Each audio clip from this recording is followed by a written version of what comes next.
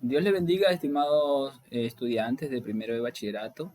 Vamos a ver la unidad número 3 y como temas tenemos en este momento civilizaciones fluviales de la antigüedad.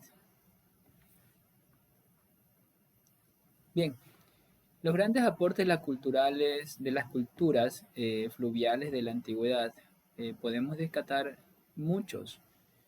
El trabajo de los metales, el primer metal que se estableció fue el oro, que se lo golpeaba para darle forma. Posteriormente también se trabajaron de esta manera la plata, el plomo, el cobre, que se utilizaba para obtener objetos de adornos y eran símbolos de prestigio. También se trabajaba mediante la fundición y la elaboración de jarras, cuernos y armas. Cuando consiguieron la temperatura más elevada de los hornos, empezaron a trabajar el hierro y mucho más resistente que se empleó también en herramientas de trabajo. Esto sucedió en el siglo I antes de Cristo. A diferencia del cobre y el bronce, el hierro se trabajó mediante la forja.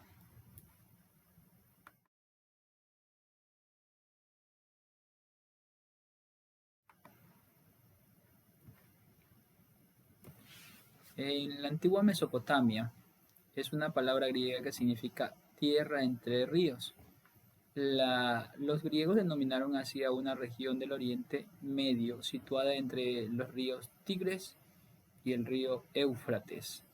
A fin de evitar inundaciones y ampliar el suelo cultivable, sus habitantes tuvieron que construir diques y canales de drenaje en la tierra, a la vez para que la tierra sea regada, más alejada de los ríos, desarrollaron técnicas de irrigación, canales, acequias y etcétera. En resumen, en Mesopotamia, pues, también se denominaba la tierra entre ríos, que significaba pues que aquí era una civilización fluvial, que utilizaban los canales de ríos para transportar todo tipo puede decir, productos de consumo diarios y todo tipo de cosas por medio de canoas, balsas, eh, herramientas muy sofisticadas para la época donde ellos estaban. Por otra parte, el Tigris y el Éufrates eran vías de comunicación que facilitaban el intercambio comerciales y culturales, la construcción y el mantenimiento de las obras de drenaje y la irrigación, así como el control de los excedentes, provocaron la aparición de grupos sociales privilegiados y de algunas autoridades. Las primeras civilizaciones, el poder político estaba liderado por caudillos y reyes que junto con los sacerdotes dirigían ciudades y sus habitantes mediante códigos y leyes. Además, los reyes disponían de un ejército para controlar las ciudades y el territorio que circundaba, y de funciones para las tareas de los administradores. La administración de la ciudad-estado generó necesidad de anotar cuentas, impuestos, control de cosechas y dejar constancia a los reyes, por eso se desarrolló la escritura. La escritura y Estado a menudo se enfrentan entre sí por conseguir más tierras y para controlar el agua. Algunas llegaron a dominar otras y formar reinos.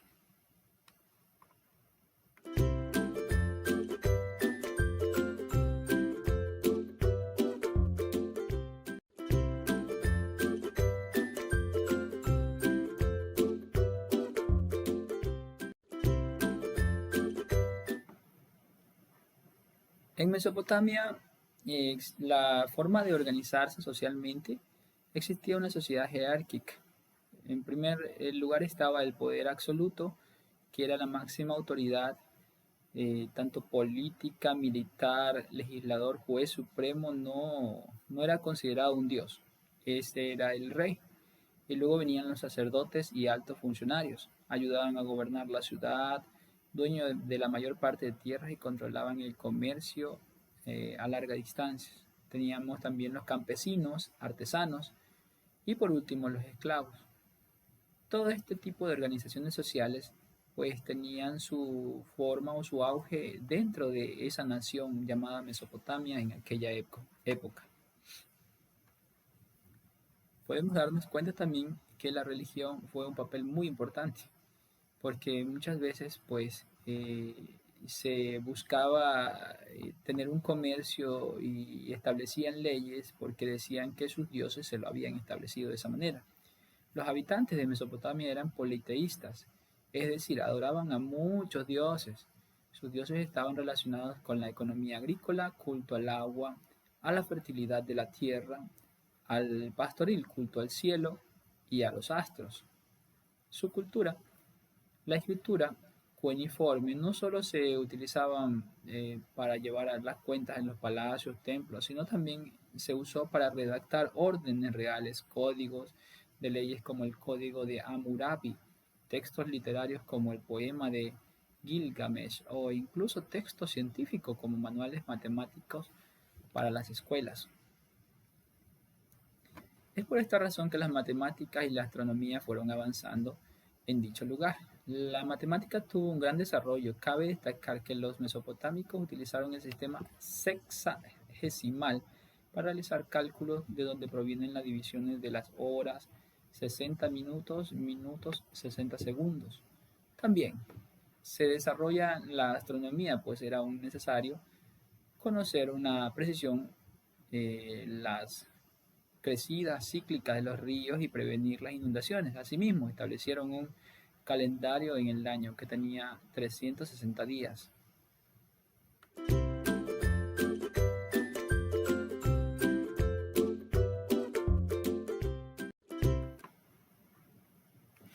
El derecho, o la jurisprudencia, como se puede decir. El derecho surgió para solucionar conflictos y administrar la justicia. En un país donde no se administra la justicia, muchas veces el comercio no existe. Los sumerios ya recopilaron leyes, pero no se escribieron hasta el siglo III del milenio antes de Cristo, en las principales ciudades de Mesopotamia.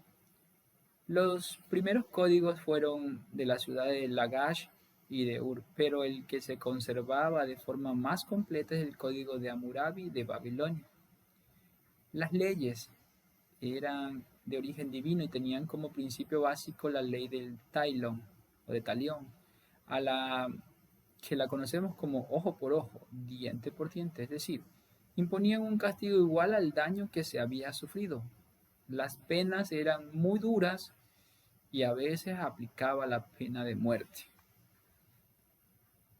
En cuanto a la tecnología, pues la forma que utilizaban los mesopotámicos era muy avanzada para su época. A los mesopotámicos se les atribuye la invención de ruedas, el estandarte de Ur, piezas de arte que data del siglo III o del tercer milenio antes de Cristo. Se representaba a un carro tirado por bestias.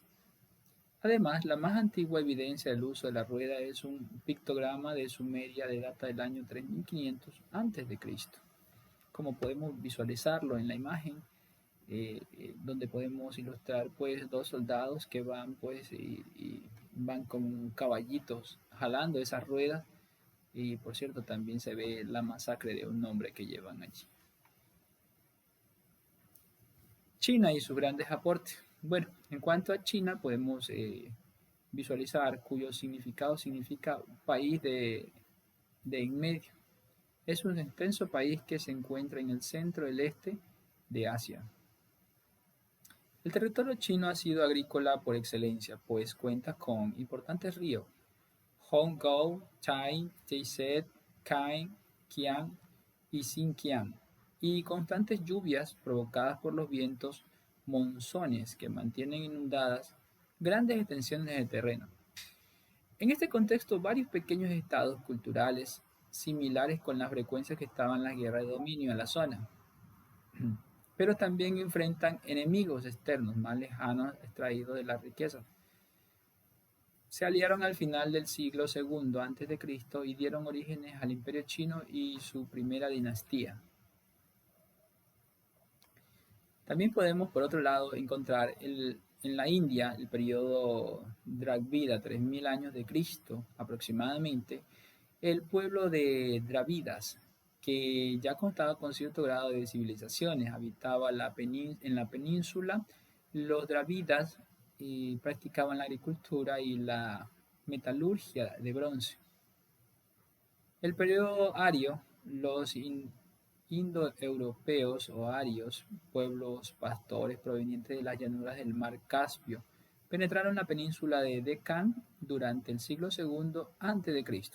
Mientras tanto, el imperio tras las conquistas de Persia en Macedonia entre el siglo cuarto y tercero antes de Cristo, en el año 321 antes de Cristo, el caudillo militar Chandragupta Maurya convirtió a la India en un imperio con grandes obras de urbanización, pujante comercio y uso generalizado de la moneda.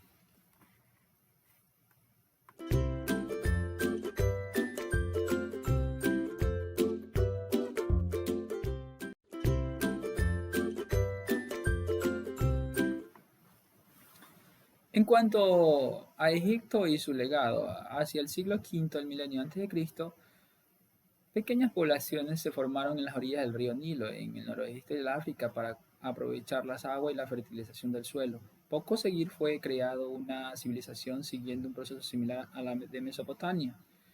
El río era fuente de vida, solo una estrecha franja de tierras que lo bordeaban, el resto era desierto. Cada año en las fuentes de lluvia de verano el río Nilo subía a nivel que inundaba las orillas. Tecnología.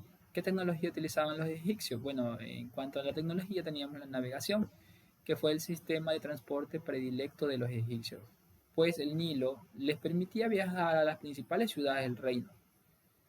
Los egipcios distinguían minerales como el oro, la plata, la aleación de plata, el oro, bronce, cobre, hierro, plomo y esmeralda. Además, prepararon multitudes de productos: jabón, sosa, sales amoniacales, pastas, cerámicas, tintes, medicamentos y venenos. La mujer y el Antiguo Oriente. En las civilizaciones antiguas, la mujer tuvo un rol pasivo limitado a la procreación en algunas elecciones, dependiendo de la edad, la época y sobre todo la clase social o la casta, lo que no impidió, sin embargo, haber tenido central importancia en la familia, en la comunidad y en el caso de Egipto, el gobierno mismo. Pues tanto en Mesopotamia, en Egipto y en India, las leyes de Mesopotamia estaban representadas jurídica de la mujer por parte de su padre y esposo, pero al mismo tiempo la sumisión y la inferioridad de la femenina ante los varones. Parece que era una cultura bastante, pues, de esa manera como podemos observar. En el caso de Egipto, de todas las civilizaciones antiguas, fue la egipcia la que la mujer gozó de mejor posición y condiciones menos desiguales respecto, bueno, pues a los hombres. India, en el caso de India, aunque las primeras sociedades agrícolas del Indo eran matriarcales, las invasiones ariales implantaron el predominio varonil.